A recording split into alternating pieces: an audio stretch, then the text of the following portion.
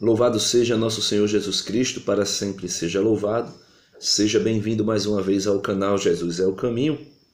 E nós iremos começar uma série falando sobre a Santíssima Trindade. Agora, falando de cada pessoa da Trindade.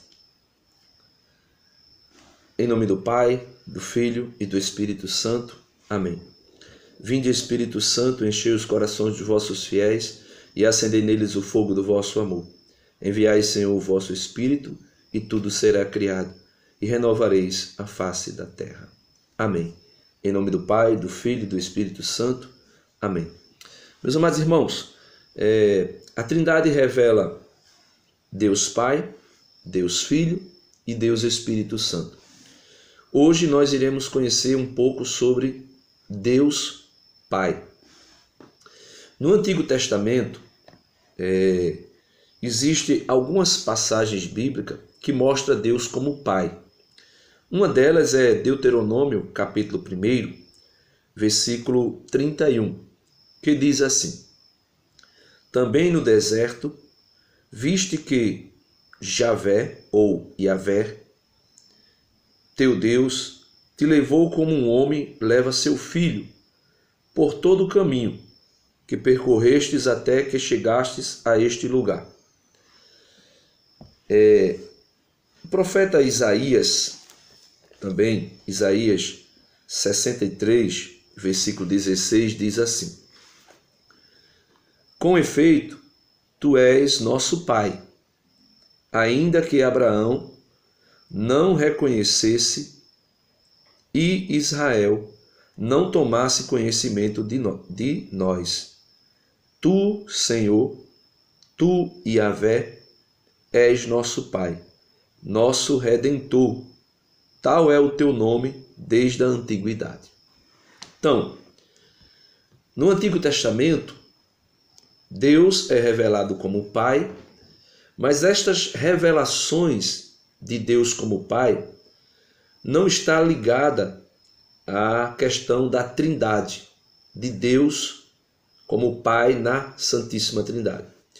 No Antigo Testamento, os judeus não admitiam que ninguém chamasse a Deus de Pai. Por quê?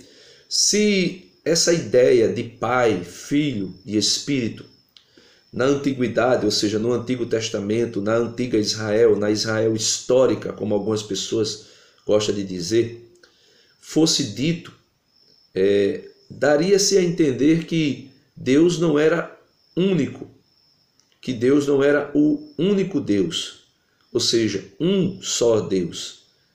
Daria a entender que Deus seria vários deuses. E o politeísmo para Israel, e aqui quando eu digo para Israel, eu falo na questão da lei, né? Para aquilo que Moisés revela, era inadmissível.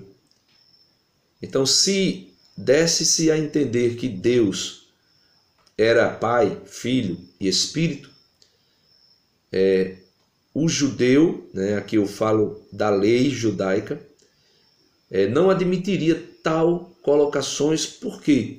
Porque iria se dizer que que Deus seria mais de um, que Deus seria deuses. E o politeísmo, para o judeu, naquilo que se trata a lei, seria inadmissível.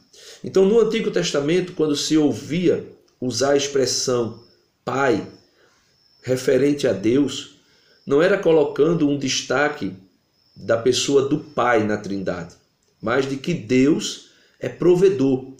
Principalmente lá em Deuteronômio, quando eu acabei de ler agora, que diz que ele carregou Israel como um pai carrega o filho no colo. Ou seja, aquilo que Jesus disse: por que vocês ficam preocupados com o que é a vez de comer? Por que vocês ficam incomodados com o que é a vez de beber? Por que vocês estão aí angustiados referente ao que vocês irão vestir? Ele fala: o Pai cuida das aves do céu, mesmo sem elas trabalharem, mesmo sem elas plantarem, mesmo sem elas colherem, mesmo sem elas juntarem celeiro, mas o Pai os alimenta todos os dias. Assim também o faz com as ervas do campo. E Jesus disse também uma vez assim: olha, o Pai faz chover também sobre os bons e sobre os maus. Ou seja, no Antigo Testamento, a pessoa, do Pai, quando se dizia que Deus era Pai, estava se falando a respeito do cuidado de Deus pelo seu povo. E para dar a entender como Deus cuidava do seu povo, eles usam uma ideia daquilo que o pai, um pai humano, era para um filho. Um pai que realmente cumprisse o seu papel de provedor, de cuidador do filho. Então, no Antigo Testamento, chamar Deus de Pai era referente a Deus como aquele que cuida do seu povo, e não revelando a pessoa do Pai na Trindade.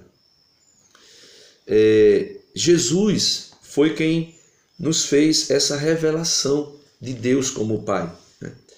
No primeiro capítulo do Evangelho de São João, no versículo 18, diz assim, Jesus falando: ninguém jamais viu a Deus, o Filho unigênito que está no seio do Pai, este o deu a conhecer. Então, no Novo Testamento é que surge a ideia de Deus Pai na Trindade. Para que fique bem claro, no Antigo Testamento, Deus nunca foi chamado de Pai, se tratando de uma revelação como Pai na Trindade, mas como um Deus que cuida do seu povo. E por isso, a exemplo de um pai humano que cuida dos seus filhos, Deus é também chamado de Pai, mas não para revelá-lo como Pai na Santíssima Trindade. Jesus é quem dá a conhecer para nós que Deus é Pai. E aqui, essa revelação que Jesus faz, Jesus já faz referente à Trindade. Então, Jesus revela o Pai como aquele que gera tudo em si, principalmente gera o Filho na eternidade, E a gente vê isso, Jesus, quando ensina os apóstolos a orar, Quando Jesus vai ensinar os apóstolos a orar, Jesus diz, dizei assim quando fores orar, Pai nosso que estás no céu. O apóstolo Paulo, escrevendo aos Gálatas, diz que, aos Romanos, diz que nós recebemos um Espírito que clama dentro de nós, Abba, Pai, ou seja, que chama a Deus de Pai.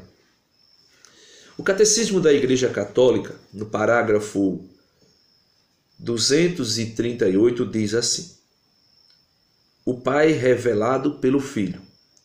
A invocação de Deus como Pai é conhecida em muitas religiões.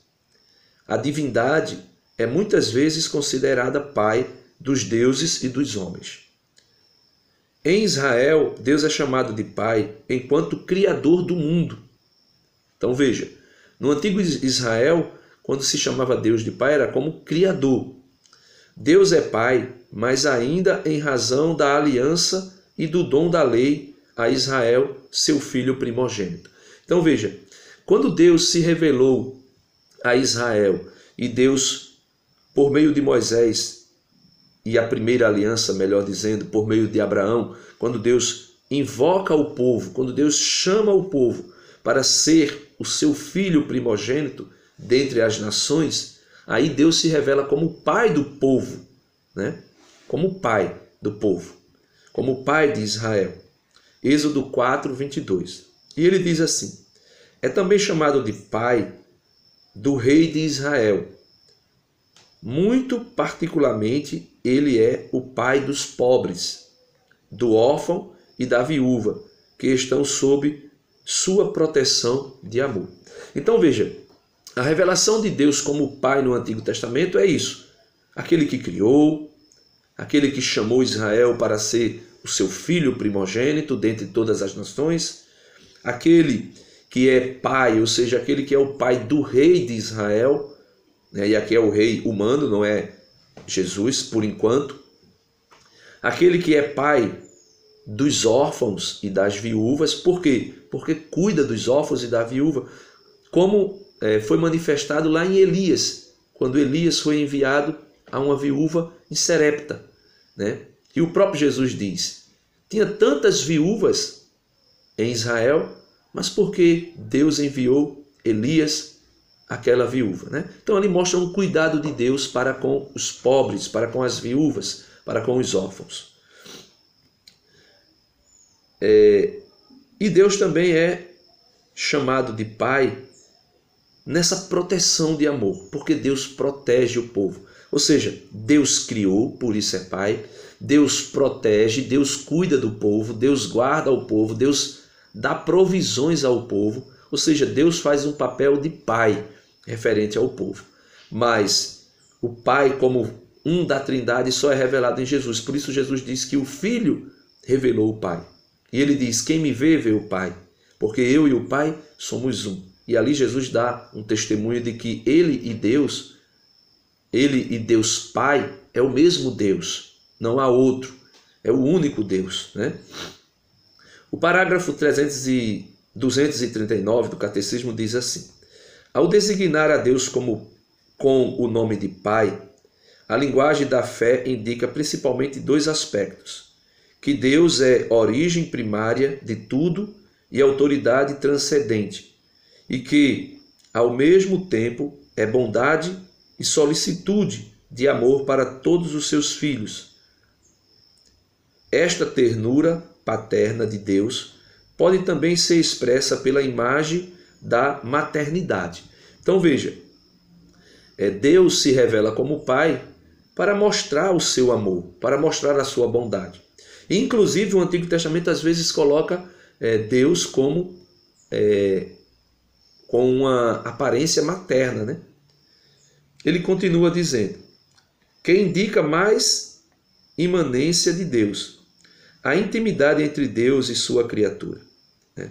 Ou seja, o nome de Pai e a identidade de Pai, e também às vezes até uma identidade materna dada a Deus, é para mostrar a aliança de Deus com a sua criatura, o amor que ele tem para com o seu povo. A linguagem da fé inspira-se assim na expressão humana dos pais, genitores, que são de certo modo os primeiros representantes de Deus para o homem. Mas esta experiência humana ensina também que os pais humanos são falíveis e que podem desfigurar o rosto da paternidade e da maternidade. Convém então lembrar que Deus transcende a distinção humana dos sexos. Ele não é nem homem e nem mulher. Então veja, chamar Deus de Pai não quer dizer que Deus é do sexo masculino. Deus é espírito perfeitíssimo. Quando Deus é identificado também como mãe, pelo menos se tratando de um exemplo a respeito do amor, também não quer dizer que Deus é do sexo feminino. Deus é espírito perfeitíssimo. Ele não é nem homem nem mulher, embora seja a sua origem a medida, ninguém é pai como Deus é pai. Então veja, meus amados irmãos, Deus é Pai porque Ele é Criador, né? Ele é o provedor, Ele é aquele que gera os povos, e gerando os povos ali em Adão e Eva, Ele se torna Pai. Portanto, vejam só, para concluir esse vídeo e não ficar tão longo, Jesus revelou que Deus é Pai no sentido inaudito, ou seja, de uma maneira diferenciada daquilo que Israel pensava. Não o é somente enquanto Criador, mas é eternamente Pai em relação ao seu Filho único, que só é eternamente Filho em relação ao seu Pai.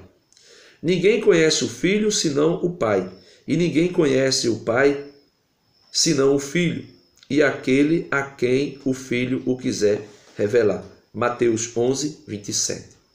Então veja, para concluir o vídeo, é necessário compreendermos duas coisas. Primeiro, no Antigo Testamento, quando se falava de Deus Pai, era porque Deus era criador e provedor do seu povo. No Novo Testamento, Jesus vem fazer um papel extraordinário, revelar para nós a intimidade das pessoas da Trindade, o Pai, o Filho e o Espírito Santo. Jesus revela não somente o Pai, como também revela a si mesmo e também revela o Espírito Santo.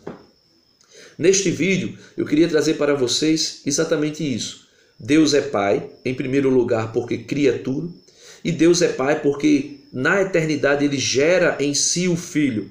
Agora, de uma maneira que não é como uma mãe materna gerando um filho, que tem um começo e um fim da gestação. Deus gera eternamente. Deus gera o Filho em si eternamente. Não tem princípio nem fim. Por isso ele é consubstancial com o Filho. O Filho e o Pai, e também o Espírito, é um só Deus, inseparável, indivisível. Então, Deus é Pai. Se você quiser saber quem é Deus, Deus é Pai. Pai, em primeiro lugar, porque gera o Filho na eternidade e tem uma comunhão eterna com o Filho e indivisível. E também é Pai porque é criador e provedor do ser humano. Louvado seja nosso Senhor Jesus Cristo, para sempre seja louvado. Se você gostou do vídeo, dá uma curtida no vídeo, se inscreva também aqui no canal, compartilha o vídeo e vamos ajudar esse canal a crescer, porque o intuito é fazer a doutrina católica ser conhecida de maneira acessível a todos. Louvado seja nosso Senhor Jesus Cristo.